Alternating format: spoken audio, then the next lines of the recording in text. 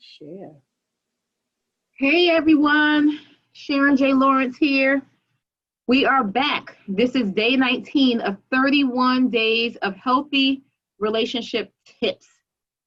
And I am super excited, as you all know, because we are more than halfway through the month, which means that people are getting this information. We have had over 3,500 views, which is amazing because I don't do Facebook Live, but apparently I do, right?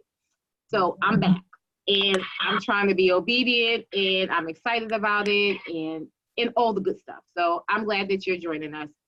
If you're on with us tonight, please let us know. Say hello. Let us know where you are located so you can connect with my wonderful guest. Without further ado, Miss Candy Carter. Hi. Hi. How are you? I'm good. How are you? Good. It's I so feel good. like To see she all excited. Yeah, because I know these folks. They are amazing people. you. I know her too. Yes. Long time. So, Miss Candy, tell the people who you are, what it is that you do, and where you are located.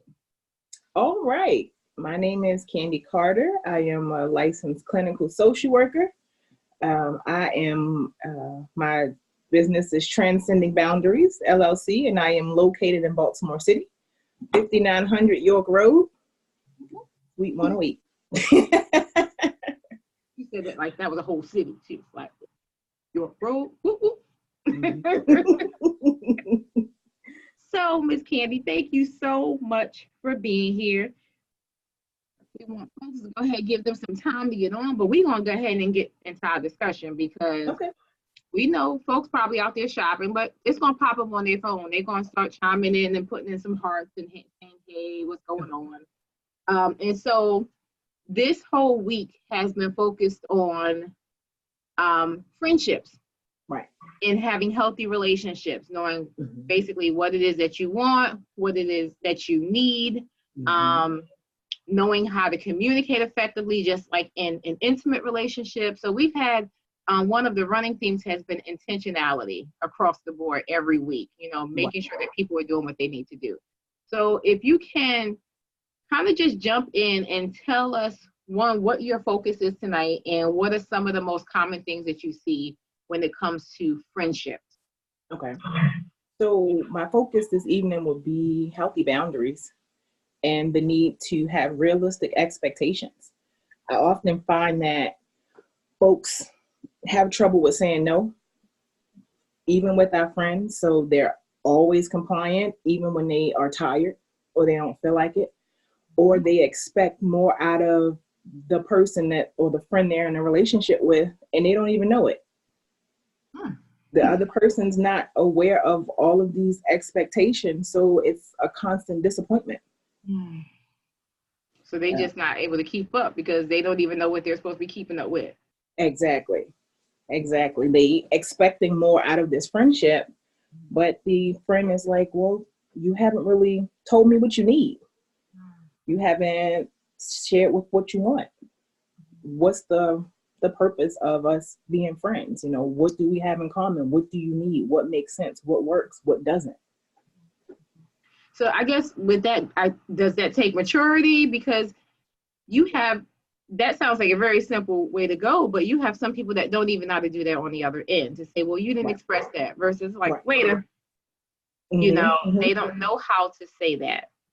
They're probably in the same condition as the other person, not being able to communicate well. So what do you do in those situations when that person is not fully aware of how to respond?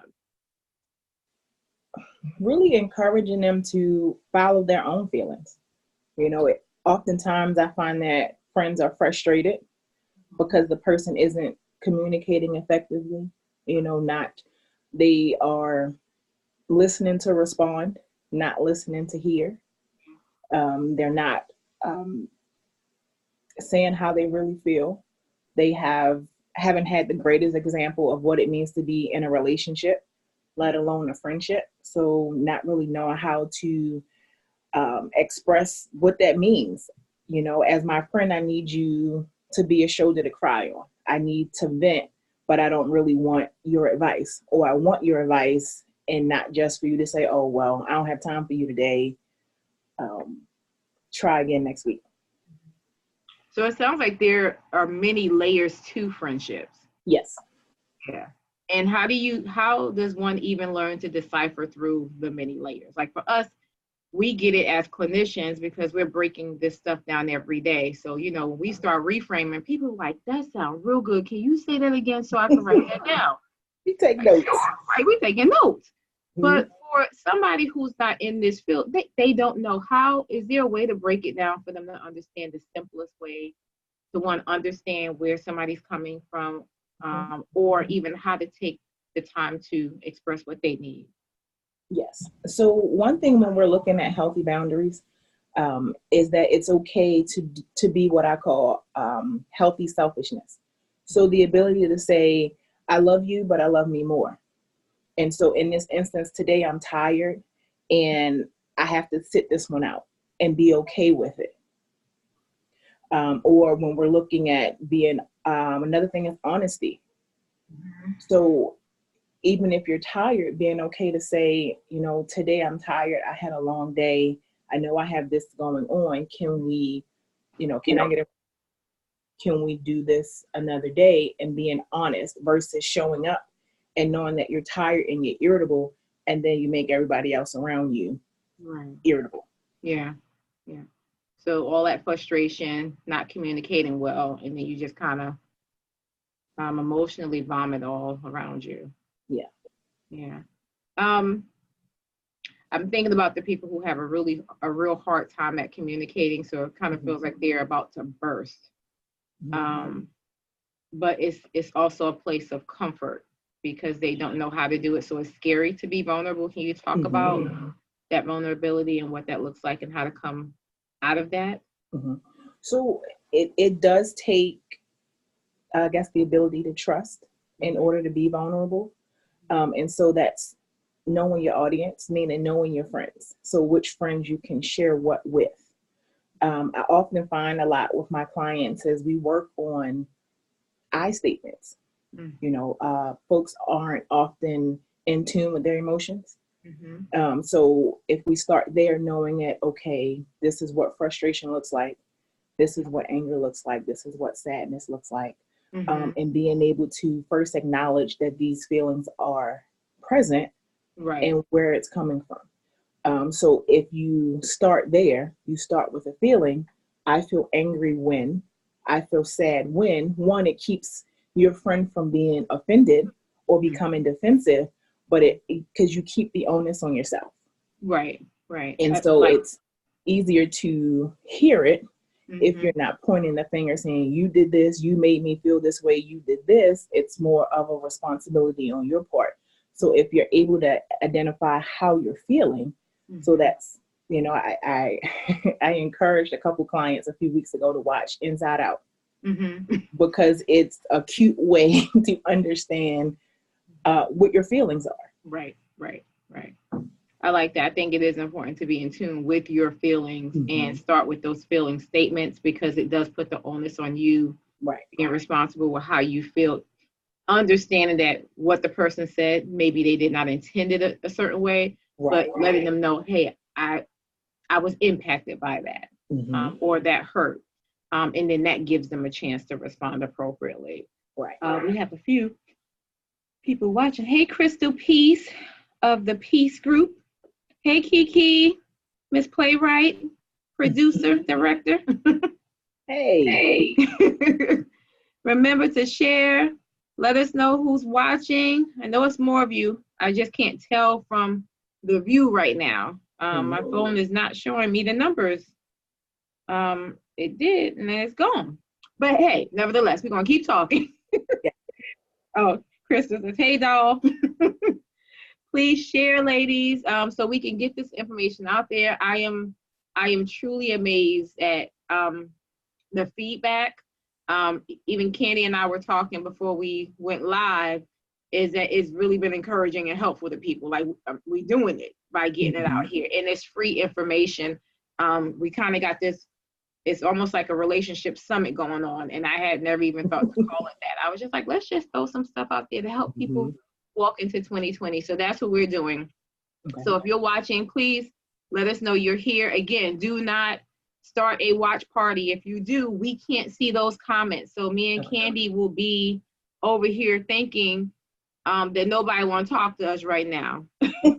Crystal said done. So, but do not start a watch party. If you do, we cannot see those comments in the live. Hey, Candy, she watching. And so just let us know you're here. So we're excited. All right, so let's dive back into this relationship piece, because I think that with friendships, again, there are so many layers to it. And that when you think about friendships, Kiki said it last night, there's work relationships, there's church relationships, there's neighborhood relationships. Like, you have all these different people who have different roles in your lives, So what happens when you're not sure of how to identify where to put these people?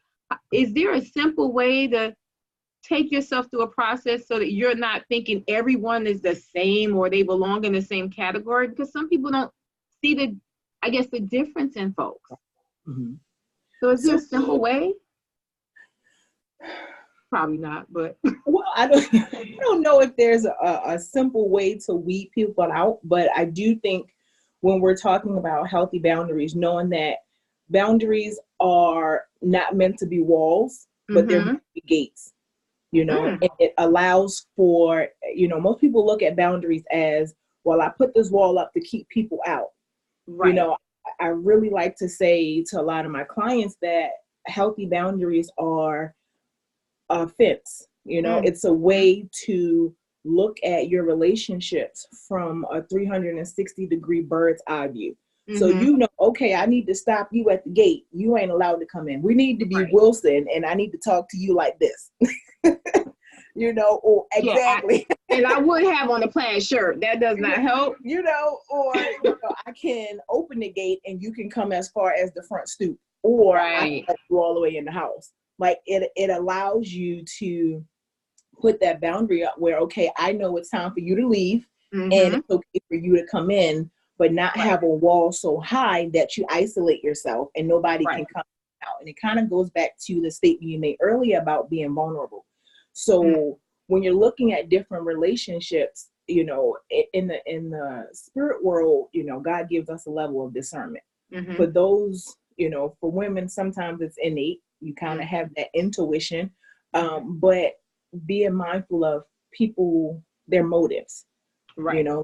What are your intentions? While friends or people that come into our life are for a time and a season, what part do you play in their lives, and what part do they play in yours? And so being able to, okay, well, today in the office, you saw that I was having a rough day. You came, you put your hand on my shoulder. Here's some tissue. Here's some tea. Hope you feel better. Okay, thank you. That may just be for that moment.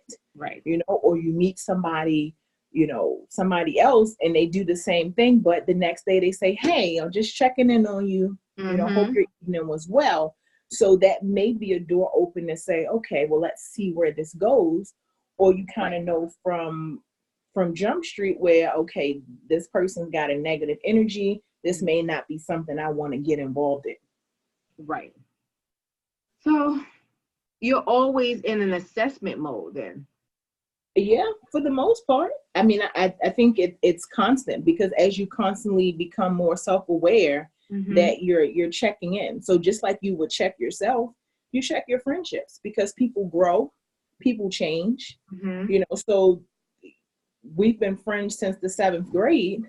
Quantity doesn't necessarily mean quantity. So just because we've been quote unquote friends since the 7th grade doesn't mean that now in our 30s we have the same type of relationship.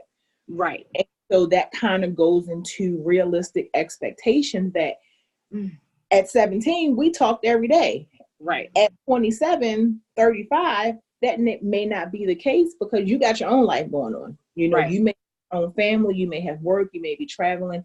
So it looks very different, and being able to view it that way, where the expectation is, as my friend, I need to talk to you every day. And if I don't, then my feelings are hurt, but it may not be personal. It may just be, I got some things going on, and I need to, in this moment, be selfish in a healthy way and take care of what I need to take care of. It doesn't mean that I love you any less as my friend.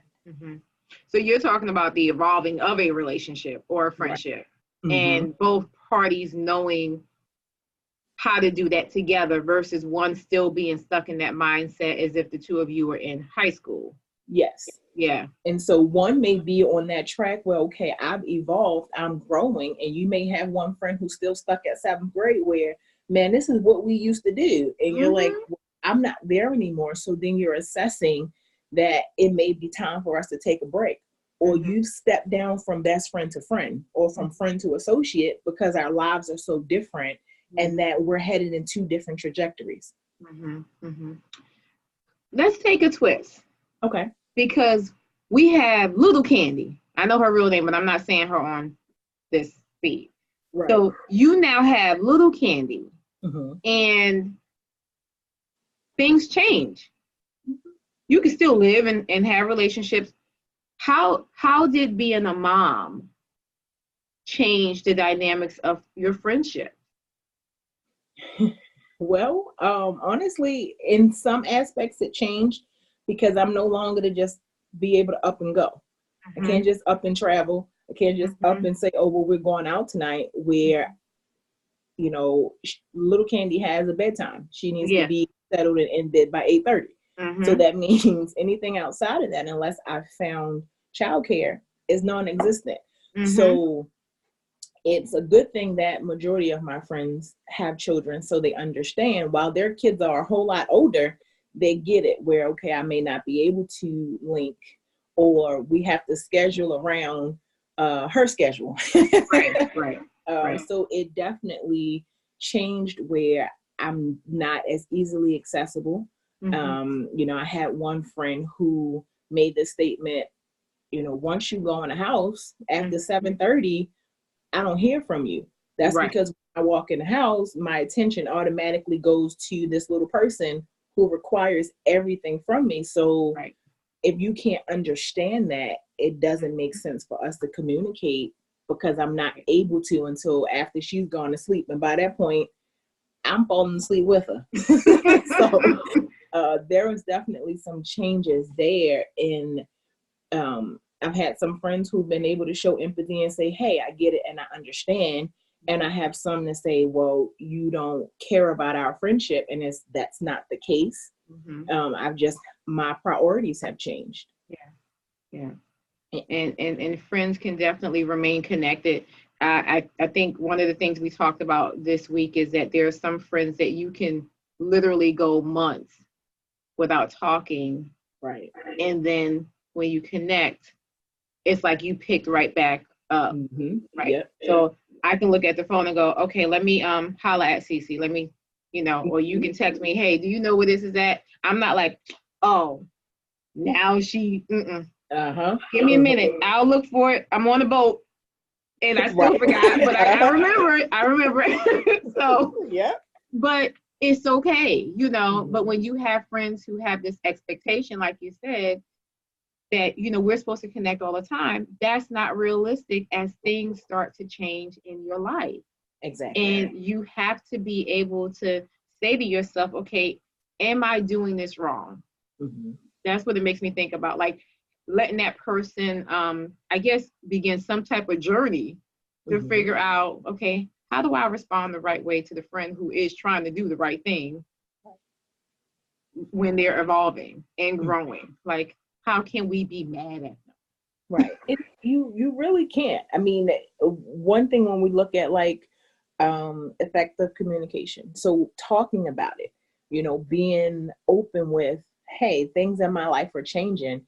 And to be honest, if you're friends, you should be witnessing the changes as well, or being a part of those changes. I know one of your presenters a few nights ago had said, you know, you have those friends who aren't supportive of your successes, or they don't want to hear about it. Yeah. And so if you're my friend, you should be following along with what's happening in my life, just as I am in yours. And so, you're showing some empathy, you're showing some understanding, and knowing that I still love you. Just because I haven't talked to you this week, I may have texted or I may have responded a little late, but it doesn't take away from our friendship.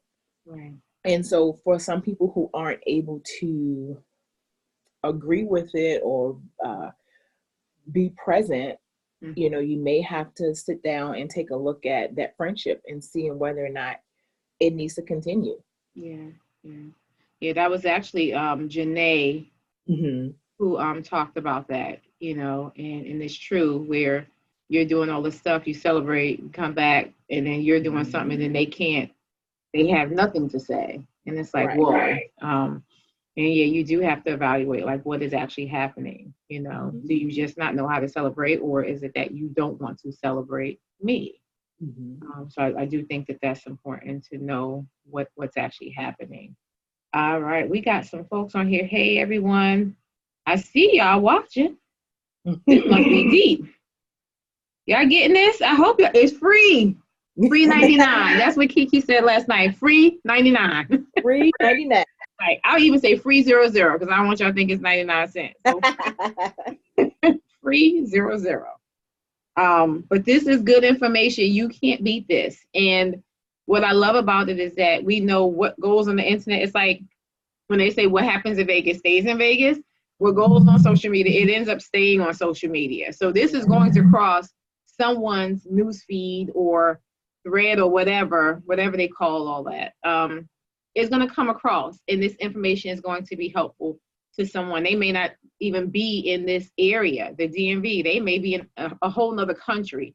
Either way, I want them to know how to understand how to have healthy boundaries and establish realistic expectations.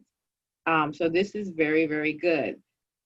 We are coming a little close to the end, but we have a little time.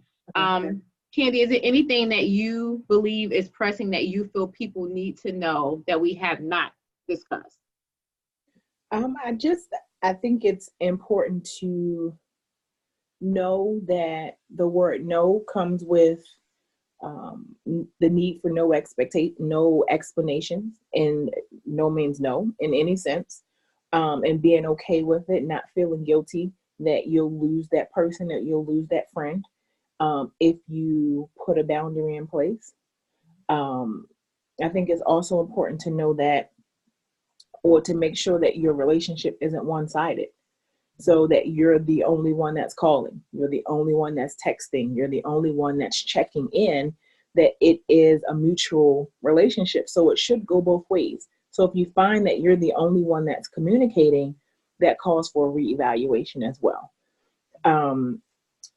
I guess one other piece is knowing the part that you play, in your friends' lives. If you look at it like a tree, are you the one planting the seed, pruning the branches? Is it up to you to give it some sunshine, some water, replace the soil? So knowing the part that you play when you enter into people's lives as well, which I think is important. This is good. Crystal said, this is good stuff. Crystal, I know you're probably like, this is a little bit of what we talked about on Sunday, like what is our contribution when setting realistic expectations and understanding how to help our friends respect what we're doing. That was the topic on Sunday. And Crystal and I were kind of processing that. But it's true, you got to be realistic. You got to know what's happening with you. And when you don't know, don't expect somebody else to know. Absolutely. Absolutely. You should know. You should understand. I'm struggling. No, if you don't say absolutely what it is, we're not mind readers. Right. Absolutely. We may know that something's wrong, but we may not know the extent of it. But you have to figure out what that is. Like, we don't know. So be vulnerable if you feel it's safe to have that discussion. Absolutely. And I know Kiki said it last night about the love languages. It applies as friends.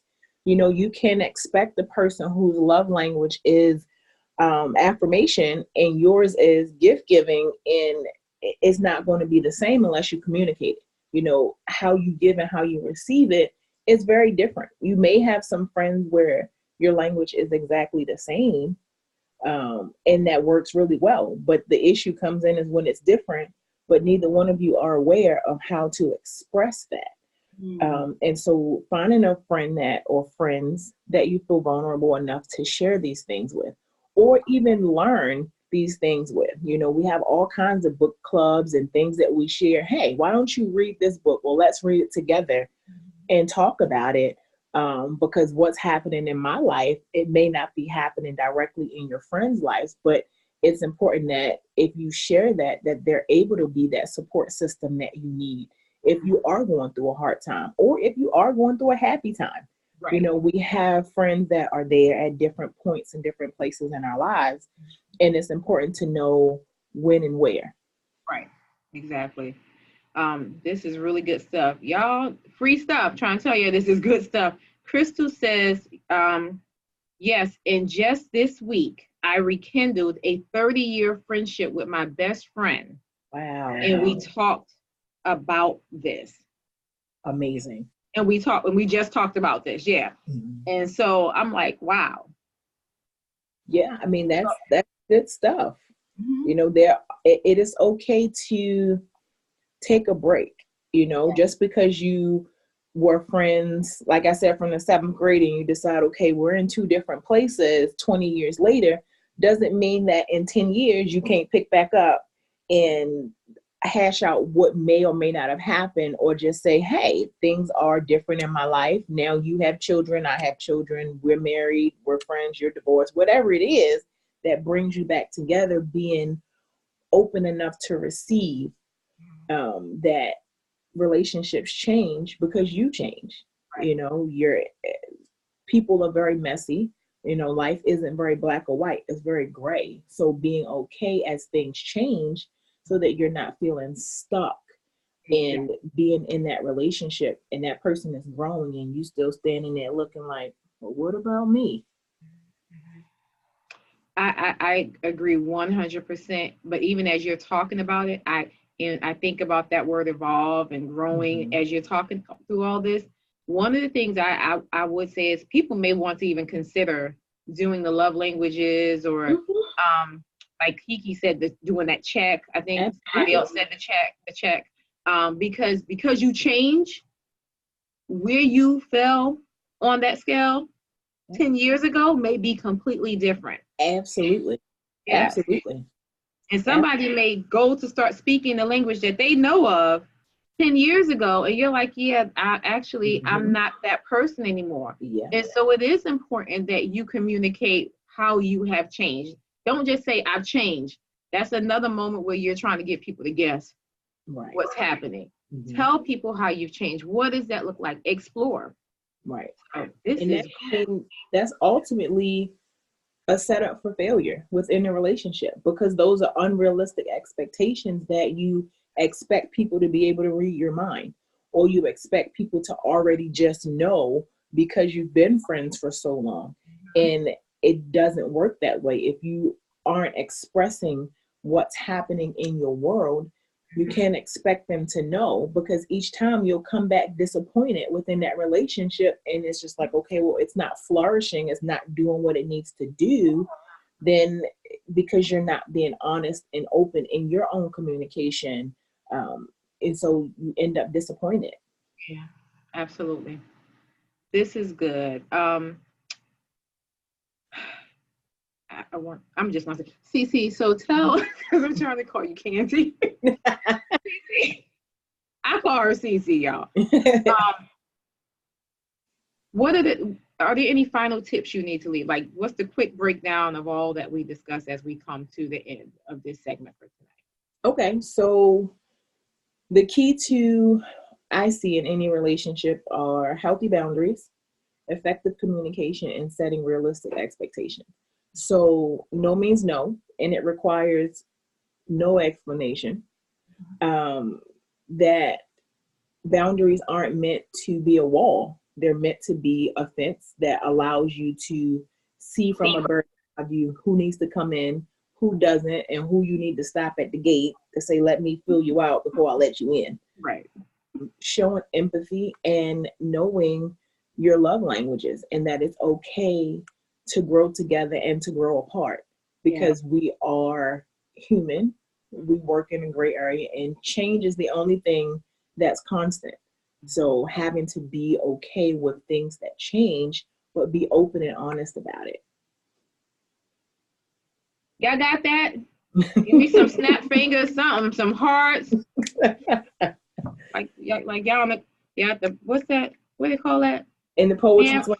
Yeah, slam session. Yeah, y'all do that. Clearly, I have been very sheltered. It's all good. Yes, Wanya. Wanya says ever evolving. Yes. Yes. All right, so we have come to the end of our segment. Candy, I just so appreciate you. Thank you. You're very welcome. Thank you for the invite. I hope that this truly helps your viewers. It does. Yeah, it does. So I need you to tell the people what's coming up next for you and how can they connect with you on social media and your website, all that contact information. Okay. I am on Psychology Today. I do have a website, which is Transcend All Bounds 17 at Wix site, one step at a time. Right now, I am aspiring speaker, so I have hopefully some additional appointments coming up. Okay. Hopefully, you've already been speaking, so I am a reframe that. Ms. Carmen is a speaker. I've seen her speak. And when I was her supervisor, she was going to speak on big platforms. So I'm like, what's happening right now? We got to reframe that. Yeah, so reframe. I am a speaker. I've had multiple engagements. So, some new engagements coming up, book in the near future. And right now, private practice is growing. So we'll, wellness center coming somewhere in the far future. So that's where I am. I continue to be private practitioner and a mommy. So the little girl consumes all my time. But that's pretty much where I am. Children, families, trauma work, all that good stuff is what I love to do. So EMDR trained. EMDR trained, trauma trained, DBT, CBT, you name it, I got it. Awesome. Thank you so much, Cece. You're welcome. Again, I appreciate you. And everyone, I hope that this was good for you. Please share with others. If you have comments later, write them in there. Candy is tagged in this, so she can always come back and respond to any questions that you have directly for her. Okay, so please make sure that you do that. And Candy, if you can, in the comments, because it was a little bit fast, I missed it, can you make sure that you put your business website and all your social media handles so that they can follow you on Facebook, Instagram, and Twitter, wherever you may be? Got you. I am on Facebook and Instagram. So I will put those in the comments. All right, y'all. Well, that concludes tonight's segment of 31 Days of Healthy Relationship Tips. I'll be right back at it tomorrow. And I might be a little bit cute because it's date night. So, all right. Miss Dolores, y'all. So, trying to have healthy relationships. That's right. Hey, you got a date no matter how long you've been married and been together. Exactly. So this ponytail will be gone, maybe. It just might be cuter. Okay, put a little bun on the back. Loves buns. I know. All right, y'all have a good night. Please remember to share. And we'll see you tomorrow. Hold on 1 minute, Candy. Don't hang up on me. Okay, I got you.